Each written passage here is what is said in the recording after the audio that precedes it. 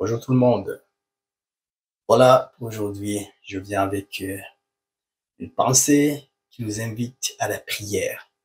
Et non pas n'importe quelle prière, non pas sous n'importe quelle forme, mais vraiment une prière acharnée. L'idée avec ma pensée, ou le titre, ça serait prier sans cesse. Prier sans cesse. Avons-nous déjà prié pour un sujet, pour une requête, et tout d'un coup, on se rend compte que la prière n'a pas l'air de donner effet?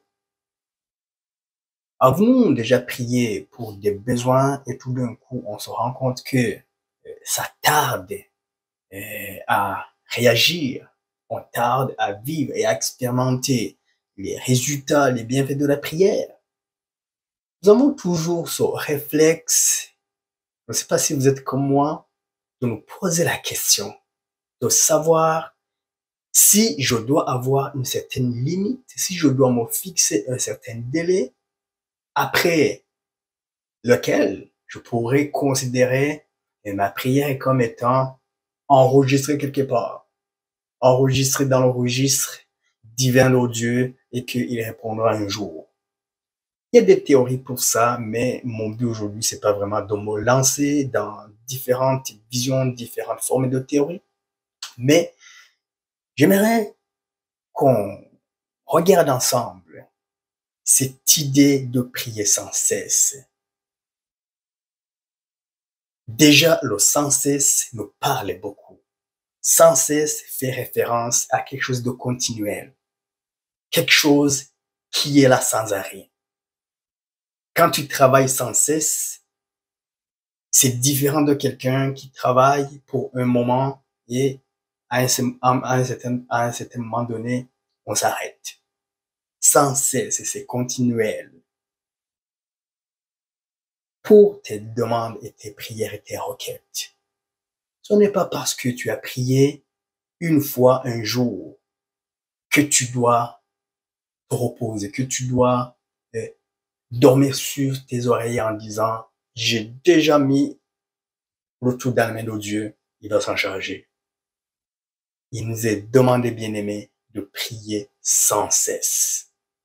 Voyons le texte dans 1 Thessaloniciens, le chapitre 5 et le verset 17. Regardons qu'est-ce qui est dit dans ce passage-là. On commence par le verset 15. Prenez garde que personne ne rende à autrui le mal pour le mal, mais poursuivez toujours le bien, soit entre vous, soit envers tous. Soyez toujours joyeux, priez sans cesse. Paul invitait à la communauté de Thessalonique de prier sans cesse. Visiblement, ces gens avaient des besoins. Visiblement, ces gens avaient probablement prié pendant un temps, comme tout un chacun d'entre nous. On se met à la prière, on se met en action pour adresser nos requêtes, nos prières, nos préoccupations à Dieu. Et tout d'un coup, on se dit, voilà que la prière est déjà lancée, le reste, je vais tout laisser dans les mains de Dieu. Non, bien-aimés, il nous est demandé, on est invité à prier sans cesse, sans relâche, sans repos. La personne qui se lasse, la personne qui se repose, il est considéré comme une personne paresseuse. Et nous savons très bien que le résultat ou la récolte d'un paresseux, c'est le vol, c'est la jalousie, c'est la tuerie et toute forme de mauvaise action comme on peut se l'imaginer. Alors, bien-aimé, je ne sais pas combien de fois tu t'es mis à la prière pour ton besoin. Je ne sais pas combien de fois tu t'es mis devant Dieu pour intercéder, pour invoquer et pour supplier en lien avec ta requête. Probablement que tu te sens à un point tel où tu es vraiment fatigué.